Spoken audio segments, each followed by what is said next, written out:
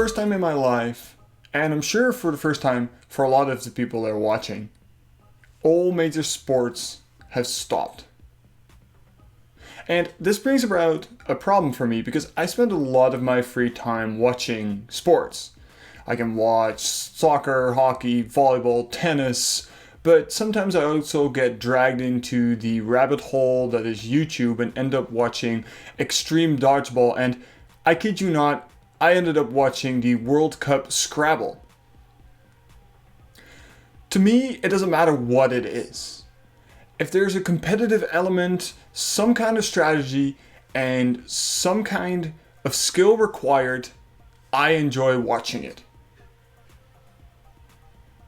So, with a lack of real sports going on, I started to look for alternatives to fit the needs of my competitive sports watching.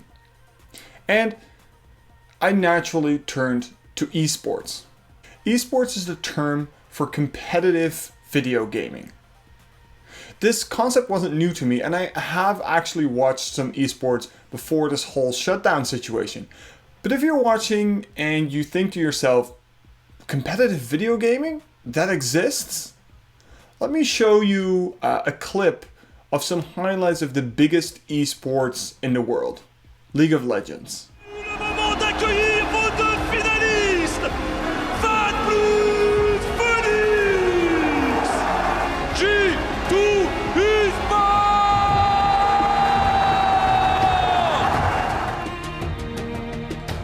The Siva is terrifying. There goes the teleport. The king! Tian, you beauty! Now Tian is going so low. Yengos repels up, comes down, gets killed. It's a jungler for jungler trade, and now Perks is blown up. He doesn't have the charge available. All of a sudden, Mickey's down. Oh, 2, 3, LWX can find the triple. Tian gets another. G2R ace at 22 minutes. It's LWX that does so, but it's at the cost of Chris Blind. Heroes Entrance comes into him, is chasing forward. That's already a kill onto Yankos. This could be it. It's going down, and Fun plus Phoenix are your world champions.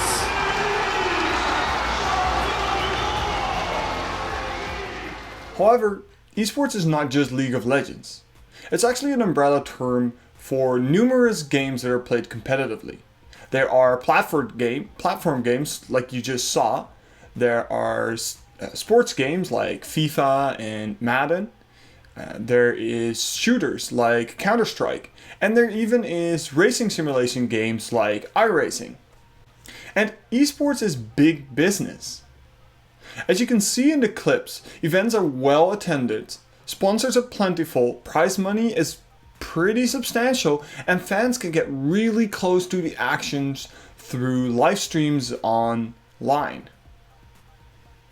In 2013, the finals of the League of Legends Championship, that's the game you just watched, had the same amount of viewers as the decisive game of the NHL Stanley Cup playoffs. As I mentioned before, I enjoy watching anything that has a competitive element to it. However, the biggest thing that has been hindering esports is the idea that it's not a real sport, preventing mainstream sports channels, fans, and commentators to really start watching it. But is that really true? In this episode of JWK Explains, I want to look at that particular question. Is esports a real sport? I will compare esports with a scientific definition of what a sport is. But I also want to go further and use my expertise as a mental performance trainer to compare esports to different sports and really be able to answer this question correctly. In order to answer this question, we have to look at the scientific definition of sports and see whether esports falls within it. The most common definition of sports states that in order for something to be considered a sport, it must include 7 different characteristics. So let's go through each one of them and see where esports sits. First of all, a sport must include play Or in other words, people need to participate in it because they find it fun. For instance, I play volleyball because I enjoy doing it. I think it is easy for all of us to agree that video games, and therefore esports, are actually primarily designed to be fun.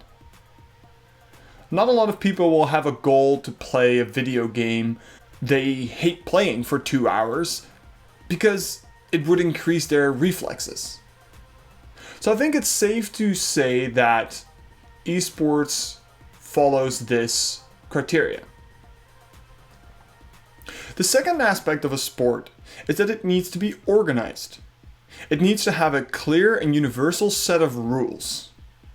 So for instance, a soccer game lasts 90 minutes, and at the end, the team with the most amount of goals wins. And again, esports passes with flying colors.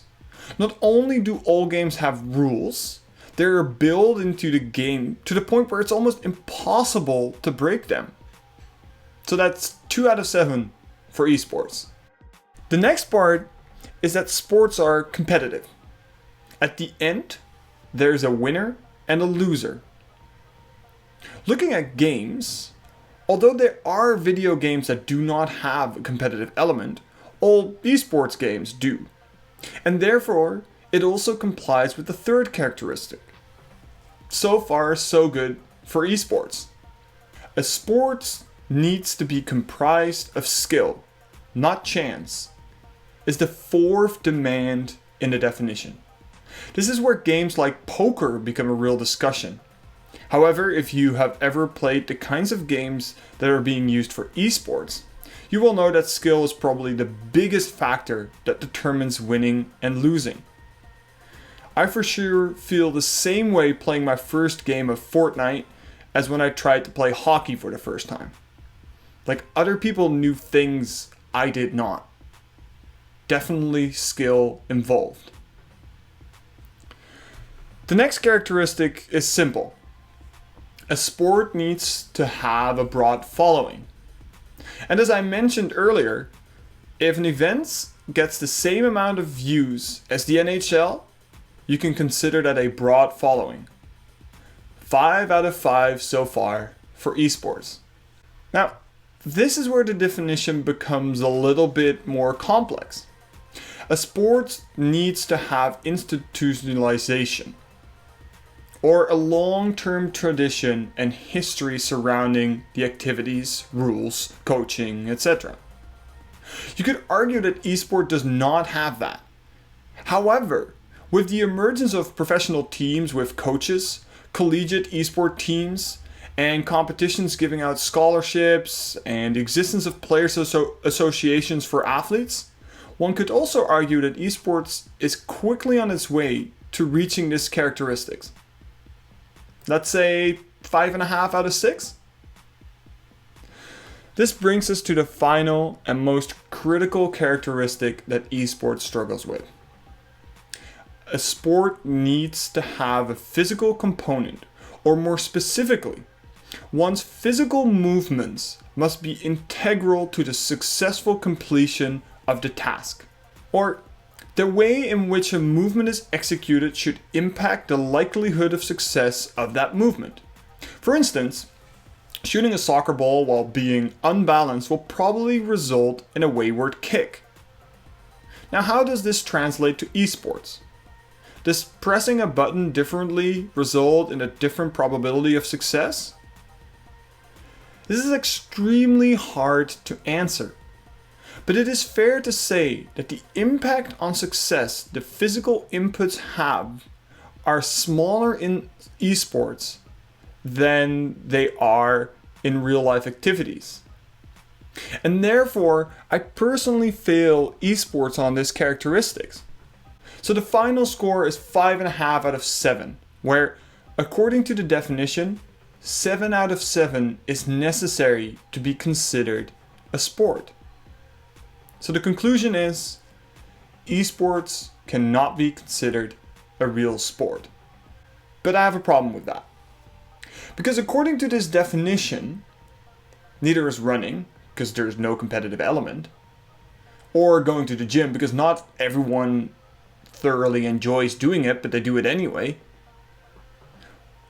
None of the weird games coaches and phys ed teachers come up with count because they are not organized rules.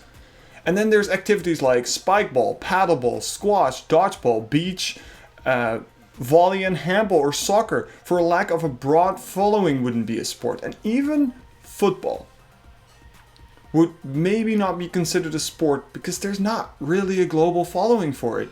It's just North America. So instead of looking at this set definition, let's look at it a different way. Let's try and do an exercise that I do with a lot of my clients. I especially do this exercise when I want to work on athletes' self-perception and confidence. And it works as follows. I ask a bunch of questions such as, what is your biggest athletic achievement? Or who would think that you are good at what you do? The athletes answer these questions and I write them down.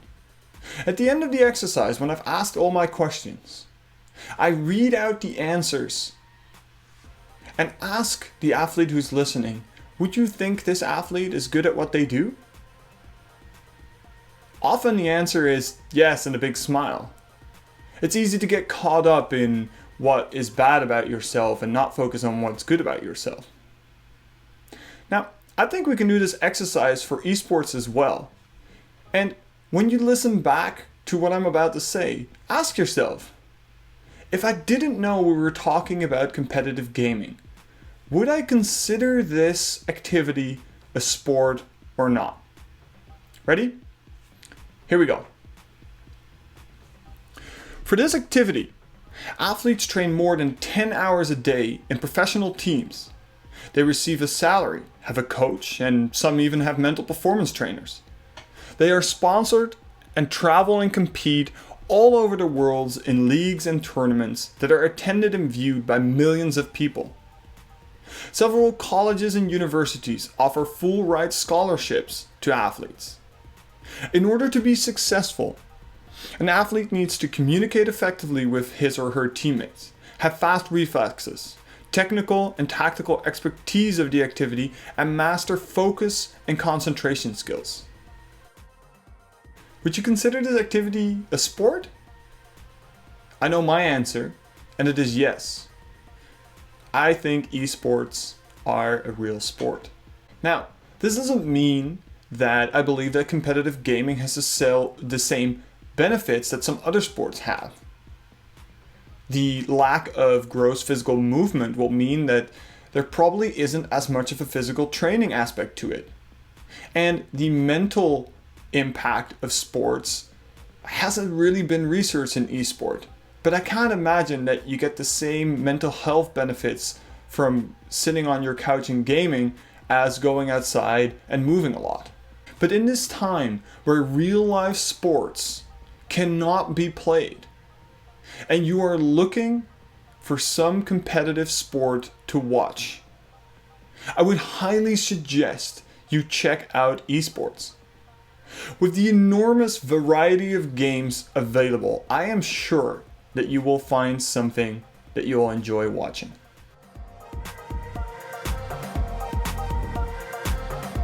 Thanks for watching this episode of JWK Explains. If you enjoyed this video, please leave a like, comment, and if you want to see more videos like this, subscribe to my channel. If you have any ideas of other videos or other things or topics you would like to see in these videos, just leave a comment and I'm sure that I can do something with that.